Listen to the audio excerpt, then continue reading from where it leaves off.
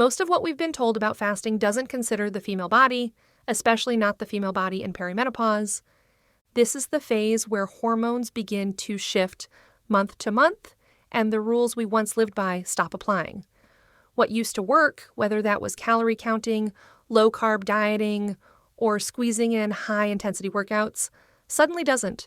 You might find your blood sugar spikes with meals that never used to bother you, your energy drops in the late afternoon, sleep becomes lighter, cravings increase, even though your food hasn't changed.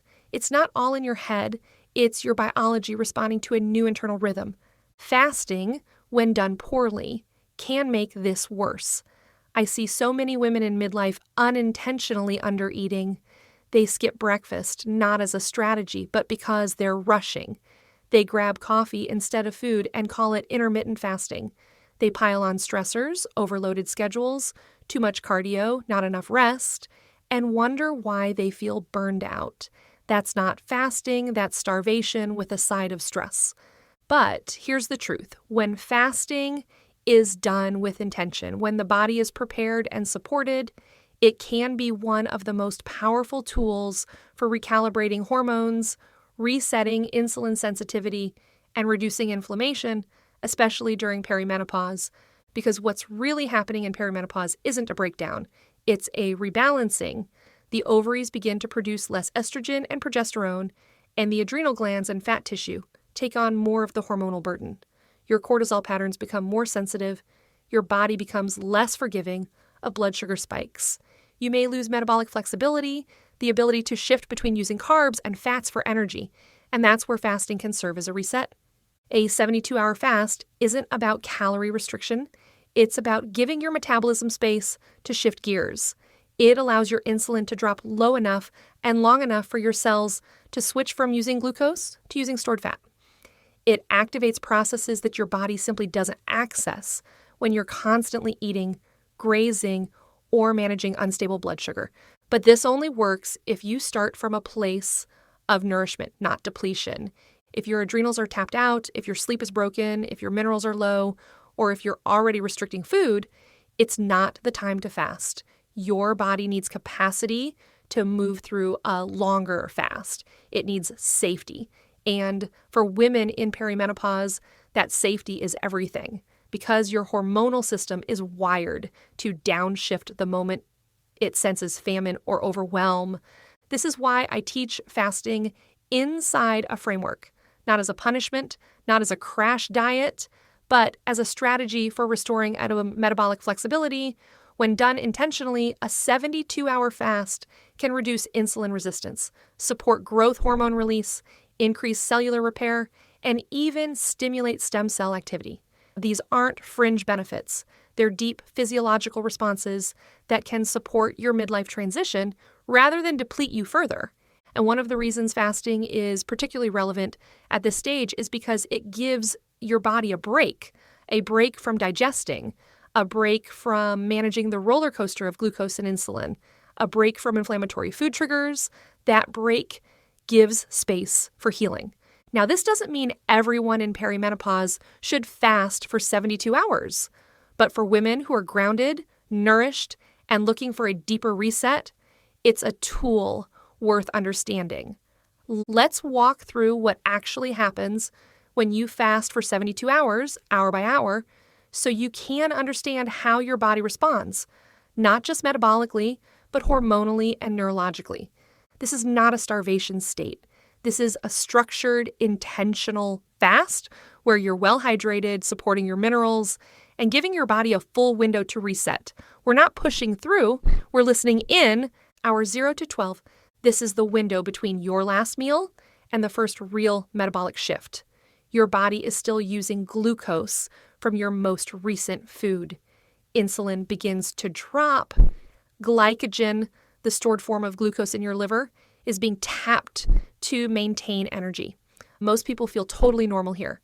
If you're used to intermittent fasting, this part is familiar. You might get mildly hungry, but it's manageable. For perimenopausal women, this phase can feel a little bumpy if your blood sugar isn't stable. That's why pre-fasting nourishment is so important. If your last few meals were protein-rich and mineral-dense, you'll move through this stage much more smoothly. Hour 12 to 18, glycogen stores begin to deplete and your body starts to transition into fat burning. Insulin continues to drop, which allows stored triglycerides to break down into free fatty acids. Those fatty acids get converted into ketones, which the brain and muscles can use for energy. This is when mental clarity might dip temporarily. Your brain is switching fuels. This is also where many women in perimenopause start to feel a surprising shift. You might notice that the usual food noise, the mental chatter about what to eat, starts to quiet down. Hunger hormones like ghrelin can spike briefly, but they pass in waves. This is a normal part of the adjustment. Hour 18 to 24. Now you're officially in ketosis, the metabolic state where your body prefers fat for fuel. Growth hormone increases significantly, which protects your lean muscle mass and supports tissue repair. This is especially important for women in midlife. When muscle preservation becomes more difficult due to declining estrogen, you're not breaking down your body. You're actually shifting into repair mode. At this stage, autophagy also begins, the process where your body starts cleaning out old damaged cells and recycling the parts that still work. It's like cellular spring cleaning. Think of it as clearing out debris that's been clogging up your energy and repair systems.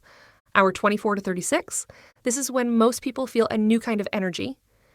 Your body has fully transitioned into fat burning and you're running on clean, stable ketones.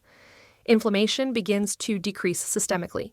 You might notice less joint stiffness, clearer thinking, and a sense of lightness in your body. Autophagy deepens, your body is breaking down misfolded proteins, cleaning out weak cells, and freeing up space for regeneration. And for perimenopausal women dealing with inflammatory conditions, this is one of the most valuable aspects of fasting. You're not just stopping damage, you're actively cleaning up. Hour 36 to 48, you're now in a deep metabolic reset. Insulin remains low, ketones are elevated, and studies show that stem cell regeneration begins to activate in certain tissues, including the gut lining and immune system. For women who deal with hormone-related gut issues, food sensitivities, or immune dysregulation, this window can be incredibly therapeutic. You're not eating, but your body is rebuilding. Your sleep might feel different, deeper, more vivid dreams, or a burst of energy before bedtime. That's your nervous system recalibrating. Growth hormone remains high.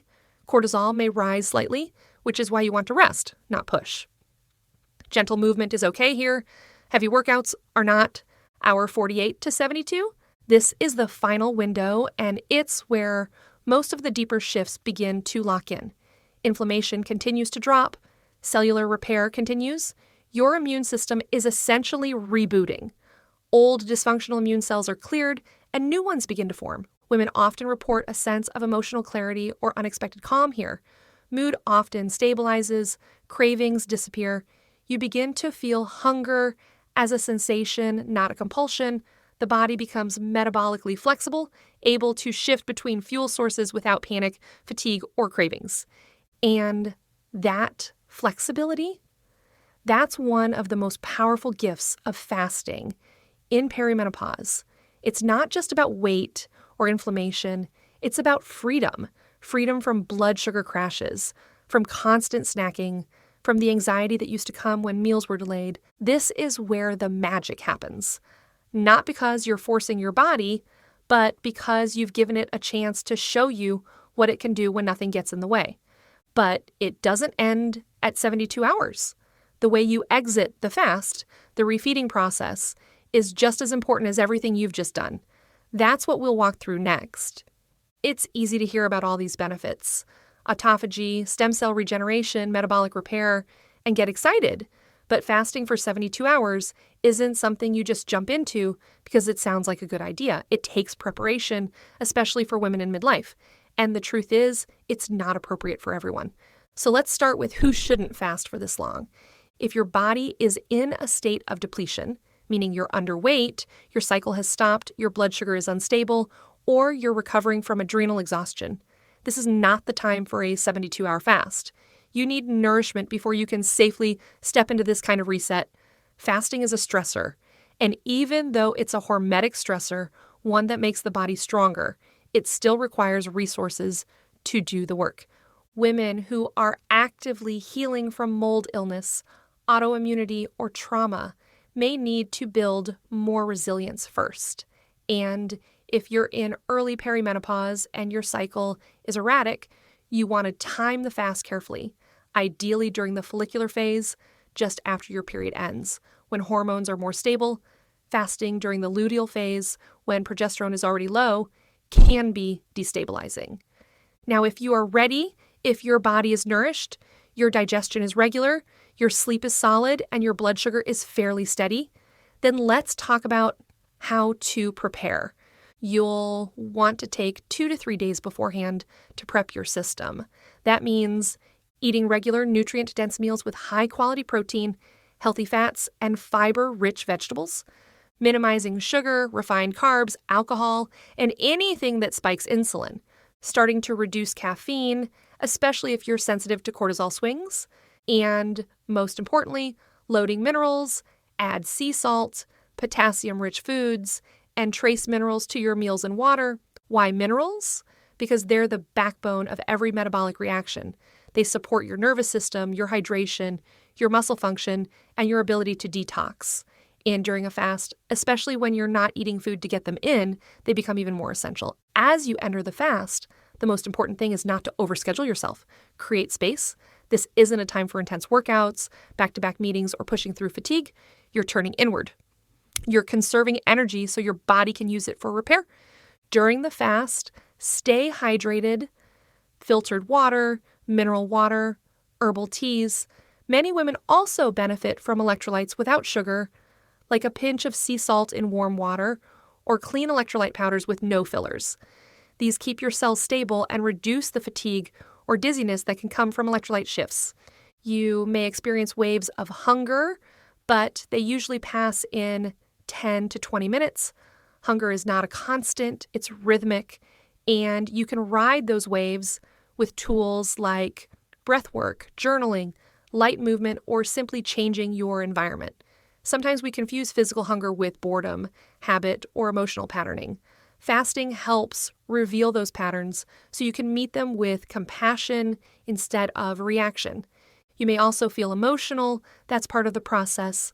When digestion quiets, the nervous system shifts. Old thoughts come up, feelings surface. You're not doing it wrong. You're becoming more present. Fasting slows things down, and in that stillness, your body and mind begin to speak more clearly. Your sleep might change. You might feel colder than usual. You might have bursts of energy or deep fatigue. All of that is normal. The most important thing is to stay connected to your body, not your schedule, not your to-do list, not your projections about how this should feel. This isn't about grit, it's about capacity, and your job during the fast is to support that capacity with hydration, rest, presence, and kindness. The next piece, once your 72 hours is complete, is how to refeed, because the way you end the fast sets the tone for the healing that continues long after you eat again. Ending a 72-hour fast is just as important as starting it. This isn't the moment to dive into heavy meals, sugar bombs, or celebratory feasts. After 3 days of deep metabolic rest and cellular renewal, your body is open, receptive, sensitive, and ready for nourishment that continues the healing. Refeeding isn't about feeding your cravings. It's about feeding your mitochondria, your hormones, and your nervous system in a way that grounds and integrates everything your body just did. So here's how to do it well. Start with something gentle, warm, and mineral-rich, a cup of bone broth, or a few spoonfuls of lightly cooked greens with olive oil and sea salt. Something easy to digest that tells your gut lining you're safe, food is here. After 30 to 60 minutes, bring in your first real meal, something centered around high-quality protein, healthy fats, and simple steamed or roasted vegetables. Think salmon with greens, eggs with avocado, or a grass-fed beef patty with cooked zucchini. You don't want a raw salad. You don't want a smoothie with 6 different superfoods. You want simplicity and warmth. Your digestive enzymes are still waking up, and your gut lining has just gone through 3 days of cleanup. This is the time to rebuild slowly, within that first 6 to 12-hour refeeding window. Prioritize protein to rebuild tissues and restore muscle tone, healthy fats to stabilize blood sugar and support hormone production, cooked fiber-rich plants to gently wake up digestion without irritation, minerals like magnesium, potassium, sodium to replenish what was lost through detox and fluid shifts. And just as important as what you eat is how you eat. Slow down, chew, be present. This is a moment to connect with your food in a new way. You're not just eating, you're reintegrating. You're anchoring the shifts your body made during the fast into your everyday physiology. Over the next 24 to 72 hours, your body will continue to recalibrate. You may notice improved insulin sensitivity, less blood sugar spiking after meals, more stable energy, especially in the late afternoon, sharper mental clarity, reduced bloating or cravings, particularly around sugar or caffeine, and often a deeper sense of calm, as if your nervous system finally got the signal that it could exhale.